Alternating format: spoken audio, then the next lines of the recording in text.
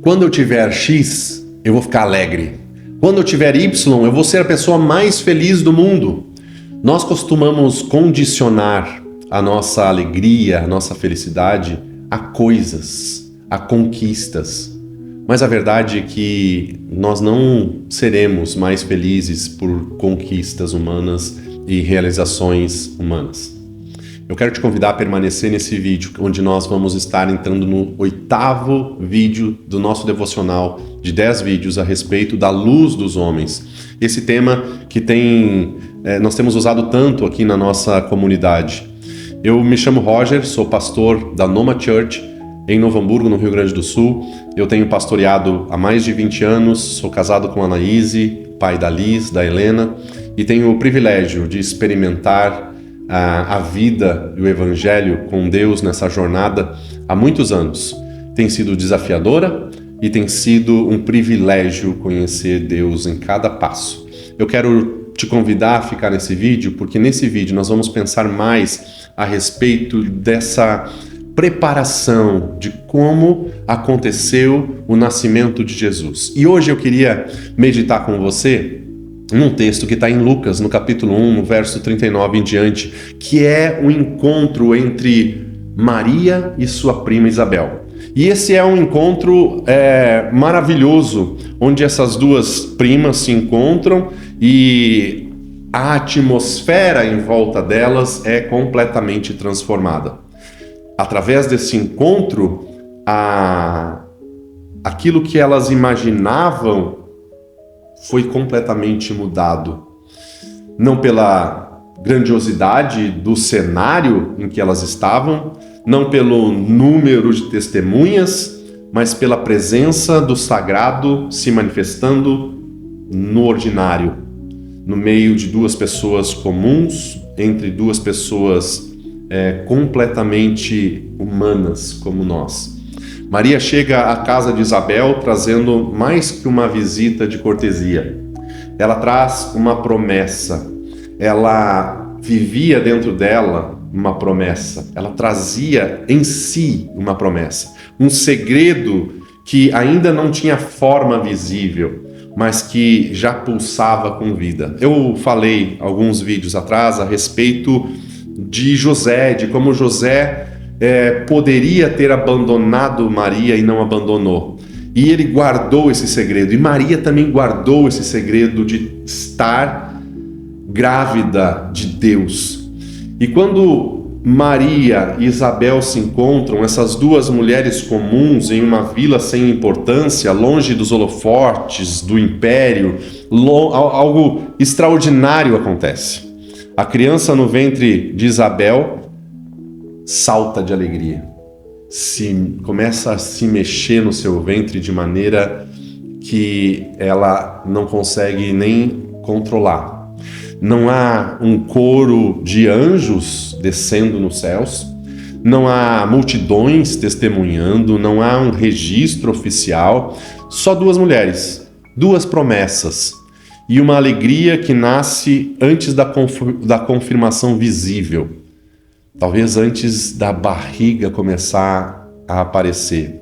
É ali, na simplicidade radical daquele encontro, que a alegria se revela como um ato profundo de fé. É ali, na simplicidade radical daquele encontro, que a alegria se revela como um ato profundo de fé. A alegria de Isabel não vem de algo que ela está vendo, não vem de uma barriga saliente. Maria não está trazendo provas físicas de algo público que ela está vivendo, mas ainda assim Isabel reconhece o que está dentro de Maria. Ela percebe a presença de Deus antes que o mundo perceba, antes que qualquer evidência externa aconteça. Isabel já percebe, e é essa alegria da fé verdadeira que move Isabel. Não depende de resultados visíveis, de sucessos comprovados, de milagres documentados. Ela não nasce da certeza de algo sagrado que está em movimento, mesmo que ainda invisível aos olhos que só enxergam o concreto. Maria e Isabel têm esse encontro espetacular. Há momentos em que a nossa fé, ela se alegra antes que a razão tenha condições de entender por quê. É o Espírito testificando dentro de nós, é o reconhecimento profundo de que Deus está agindo, mesmo quando nós não temos como provar. C.S. Lewis, ele falou algo muito legal. Abre aspas. A alegria é o negócio sério do céu. A alegria é o negócio sério do céu. Fecha aspas. Não é um prazer superficial, não é a felicidade circunstancial, mas a alegria, aquela que brota debaixo da profundeza, independente do que acontece na superfície. Isabel, ela se alegra não pelo que já aconteceu e pelo que ela ouviu, mas pelo que está acontecendo agora, naquele instante, na sua sala. Ela celebra a semente antes da colheita, a promessa antes do cumprimento, o início antes do fim. Nós vivemos hoje em tempos em que a alegria é constantemente confundida com sucesso, com performance, com esse lugar onde eu tenho alegria porque eu conquistei aquilo que eu desejava. De onde só é feliz quem vence, quem conquista, quem aparece, quem fica famoso, quem acumula, quem pode provar que está indo bem, e por isso nós ficamos muitas vezes vivendo nessa sociedade onde há uma disputa silenciosa entre o que eu tenho e o que eu demonstro, e o que o outro tem e o que o outro demonstra. A alegria virou produto, virou métrica, virou performance na rede social, mas a alegria bíblica é outra coisa completamente diferente. Ela é resistência. É a decisão audaciosa de permanecer esperançoso mesmo quando o mundo diz que não há motivo nenhum para nós termos esperança.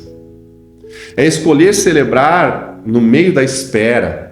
É cantar antes da vitória, é agradecer enquanto ainda você carrega a sua cruz, é celebrar ainda enquanto você está no deserto, é se alegrar enquanto você ainda está vivendo na escuridão, só com uma fenda de luz sobre você. Maria e Isabel são símbolos vivos dessa contracultura espiritual. Duas mulheres invisíveis aos olhos do Império Romano. Um império que nem sabia que elas existiam. Duas gestações improváveis, uma virgem grávida e uma idosa estéril. Duas promessas que pareciam absurdas para qualquer observador. E, no entanto, ali estão elas, se alegrando. Não porque tudo está resolvido, não porque o futuro está garantido, não porque tem segurança financeira, não porque elas sabem o processo, elas conhecem as etapas, porque elas conhecem o caminho, mas porque reconhecem a presença de Deus no meio desse impossível. Elas provam que a alegria verdadeira não vem do palco, das luzes, do reconhecimento público, vem do ventre, daquele lugar interno onde a promessa está sendo formada, escondida, protegida, no silêncio. Daquele lugar onde ninguém vê, mas onde tudo que é essencial acontece. A alegria nasce no encontro, não na solidão. Maria poderia ter guardado sua promessa sozinha, escondida, com medo, mas ela vai até Isabel. E é nesse abraço, nesse encontro, nesse reconhecimento mútuo de duas mulheres que carregam o impossível dentro de si, que a promessa ganha voz, que o silêncio se transforma em canto, que o medo se dissolve em alegria. Há algo profundamente divino no reconhecimento mútuo entre aqueles que creem. Quando alguém vê em nós o que Deus está fazendo, mesmo quando ainda está invisível, e celebra conosco, sem inveja, sem comparação, sem competição, a alegria de Isabel é generosa. Ela não questiona, por que Maria e não eu? Ela não lamenta, eu também queria carregar o Messias. Ela simplesmente vibra, se alegra, bendiz, celebra. Ela vibra por uma promessa que não é dela, mas que ela reconhece como sagrada. Talvez seja isso ainda o que falta ao nosso tempo saturado de individualismo. gente que se alegra genuinamente com o milagre do outro, gente que celebra a graça recebida pelo irmão sem sentir que isso diminui a sua própria, gente que entende que o reino de Deus, a alegria de um não rouba, gente que entende que no reino de Deus a alegria de um não rouba a alegria do outro, mas multiplica. A alegria, ela é contagiosa quando é verdadeira. O salto de João dentro de Isabel não é apenas uma resposta ao Cristo no ventre de Maria. É também uma resposta à alegria de Isabel diante do milagre de outra pessoa. Maria ainda não tinha visto Jesus nascer. Ainda não tinha segurado aquele bebê nos braços. Ainda não tinha ouvido o seu choro, ainda não tinha visto o seu primeiro sorriso. Isabel ainda não tinha visto João crescer no deserto, ainda não tinha presenciado seu ministério profético, ainda não tinha ouvido seu grito ecoando no vale, mas ambas já tinham a alegria plena, transbordante, contagiante. A fé madura se alegra antes da confirmação. Ela canta enquanto ainda espera. Ela celebra no meio do processo, não apenas no final. Porque sabe o que Deus prometeu, já está a caminho. E se Ele prometeu, é porque vai cumprir. Essa é a alegria que não depende do resultado, da performance. Não porque o resultado não importa, importa muito, mas porque a alegria não está amarrada ao resultado, ela está amarrada em Deus. E Deus não muda, não falha, não desiste. Então a alegria pode permanecer mesmo quando o caminho é longo, mesmo quando a espera dói, mesmo quando as circunstâncias gritam o contrário. Maria e Isabel nos lembram de algo essencial que a cultura do sucesso tenta nos fazer esquecer hoje. Que a alegria cristã não é a ausência de dor, ela é a presença de sentido. Ela não ignora o sofrimento, ela atravessa com esperança. Ela não nega a realidade difícil, mas ela planta esperança dentro dela. Talvez a alegria que você busca hoje não esteja no que ainda falta, não esteja na conquista que ainda não chegou, não esteja no resultado que ainda não se concretizou. Talvez ela esteja exatamente onde Maria e Isabel encontraram, no reconhecimento de que Deus já começou. Mesmo que seja invisível ainda, mesmo que seja silencioso ainda, mesmo que esteja apenas começando a se formar, mesmo que ninguém mais perceba. A alegria verdadeira não espera o nascimento para celebrar. Ela celebra a concepção. Ela se alegra com o primeiro movimento imperceptível da promessa. E ela salta de júbilo ao reconhecer que Deus está em ação. Mesmo que o mundo inteiro ainda não consiga ver. E talvez essa seja a alegria mais profunda de todas. Aquela que brota não do que nós já temos em mãos, mas do que sabemos que Deus está prestes a nos dar. Daquilo que Deus está gestando em nós. Talvez hoje você está nesse lugar de esperar ver para se alegrar.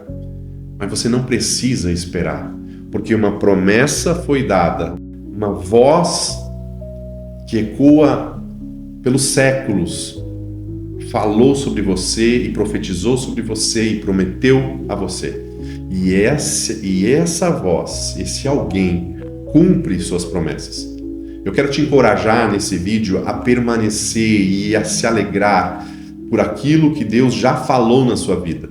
Talvez você ainda visivelmente não reconheça, mas a sua voz continua ecoando dentro de você e isso é motivo de alegria. Isso é motivo de você continuar celebrando. Eu quero te encorajar a assistir os outros vídeos dessa série.